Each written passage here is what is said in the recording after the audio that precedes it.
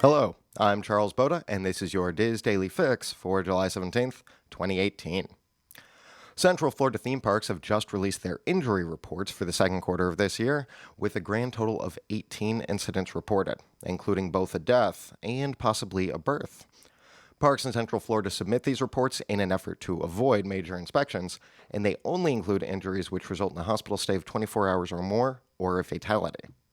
Now, 15 of the incidents belong to Walt Disney World, 3 belong to Universal, and SeaWorld, Busch Gardens, and Legoland had nothing to report for this quarter. As is usually the case, the majority of these incidents involve those with pre-existing conditions or were your standard dizziness, nausea kind of symptoms. One incident did result in a fatality, however, as a 70-year-old male passed away from a heart attack after experiencing Blizzard Beach's Meltaway Bay last month. The other standout incident on the report was a guest who went into labor after riding Kilimanjaro Safari in Disney's Animal Kingdom. While the report does not give further details about the situation, we can only assume that once the child was born, Animal Kingdom's wisest monkey snatched it from the nursing ward and brought it to the top of Pride Rock, where it was introduced to its new subjects. Now, if you're heading to Animal Kingdom to celebrate the birth of our new Safari Messiah, Disney has a new viewing option for Rivers of Light that you may want to take advantage of. Starting August 6th and available on select nights, the Rivers of Light dessert party will give you the option of enjoying the show with a VIP view after partaking in an array of Disney Animal Kingdom themed house-made desserts, snacks, and specialty alcoholic and non-alcoholic beverages.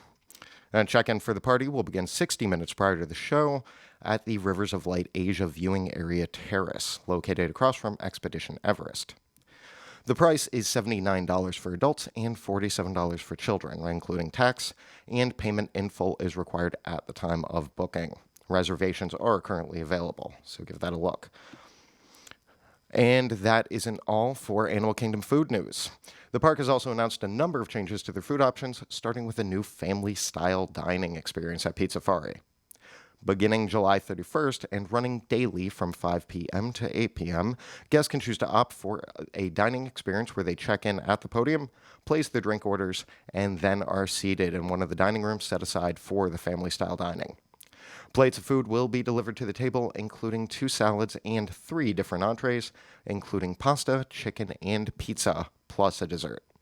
Now, the cost will run you $19.99 for guests over 10 and $11.99 for guests 3 to 9, including tax and non-alcoholic beverages, or it'll run you 1 quick service credit on the Disney dining plan. Reservations will be available on July 17th, and those not interested in the family-style option can still do the casual quick service as normal. The regular quick service menu will be a bit different, though, as Pizzafari has returned to the classic round pizzas, including cheese pepperoni, vegetable, and a sausage and pepperoni pizza. The shrimp flatbread is still on the menu. Now, that's just the beginning of Animal Kingdom's menu changes, as Tiffin's restaurant also has some new items to try on their brand new lunch menu. The 2-course lunch includes a choice of entree, plus either an appetizer or dessert. Some of the appetizers to choose from are an apple walnut salad or spiced chickpea falafel. For the entree, options include Wagyu beef tangine, paella, or roasted chicken breast. The dessert duo features South American chocolate ganache and guava mousse. The 2-course lunch menu is $35 per person, plus tax and gratuity, or 2 table service credits on the Disney dining plan, and reservations are suggested for that. Now, there are also new menu items at Flame Tree Barbecue, Dino Diner, Restaurantosaurus, Harambe Market, Satu Lee Canteen, and the Warung Outpost. So check our article on www.info.com for the full details and images. Now, today's featured article is the 4th installment in Zoe Wood's series focusing on Disney Parks planning for families with special needs children. In Top Disney Tips for Visiting the Parks with Excitable Kids or Special Needs, Zoe gives a park-by-park breakdown of what to plan for at the Disneyland and Walt Disney World resorts, as well as suggested resort hotel options. So make sure to give that a look today. Now, trending on the boards today is a thread that was started by poster Tinkerbell and Eeyore, titled Disney After Hours Only 3 Hours.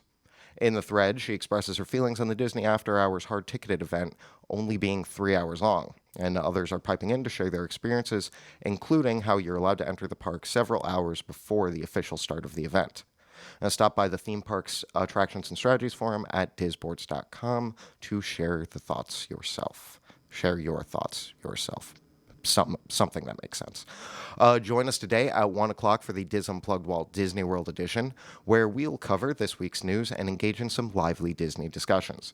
You can check that out on disunplugged.com at 1 p.m. today. For the weather today, Orlando will have partly cloudy skies with afternoon thunderstorms. Zero surprises there. The high is 91 and the low is 76 with an 80% chance of rain.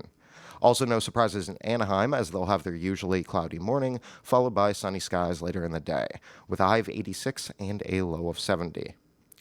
For information on everything I've mentioned, go to wdwinfo.com/dailyfix, and that will be it for me today. But join us again tomorrow for another installment of your Diz Daily Fix.